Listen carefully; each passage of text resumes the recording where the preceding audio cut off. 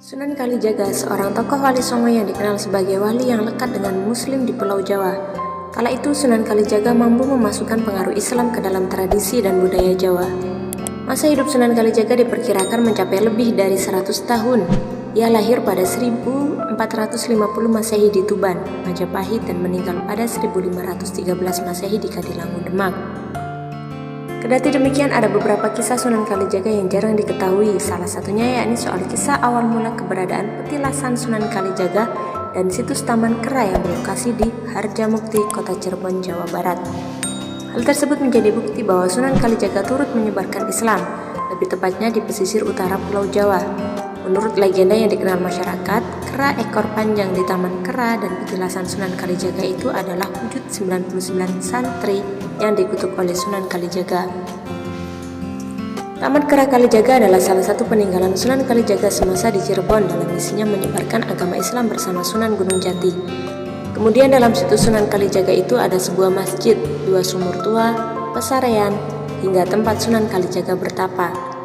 Tempat tersebut selalu ramai dikunjungi para wisatawan untuk berwisata, berziarah, dan menghabiskan waktu di akhir pekan. Yang unik dari petilasan ini adalah para pengunjung bisa bercengkrama langsung dengan kera ekor panjang. Awal mula petilasan kera Sunan Kalijaga ini bermula dari sebuah cerita masyarakat saat Sang Sunan aktif menyebarkan agama Islam di Cirebon.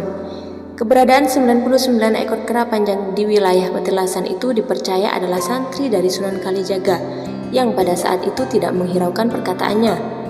Menurut legenda, kutukan 99 santri itu berawal pada hari Jumat beberapa saat sebelum sholat Jumat yang diwajibkan untuk para laki-laki.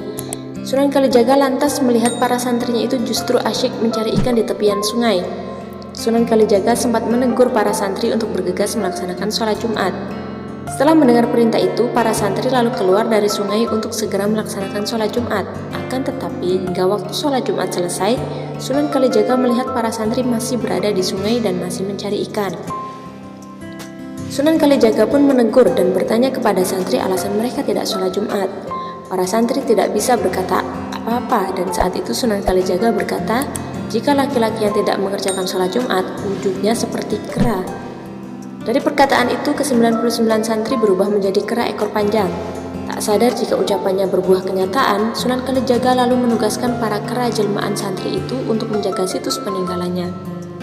Menurut mitos yang berkembang, 99 kera itu jumlahnya tidak berubah. Jika ada kera yang meninggal, selalu ada kera yang melahirkan, sehingga tidak bertambah maupun mengurangi populasi kera di kawasan tersebut.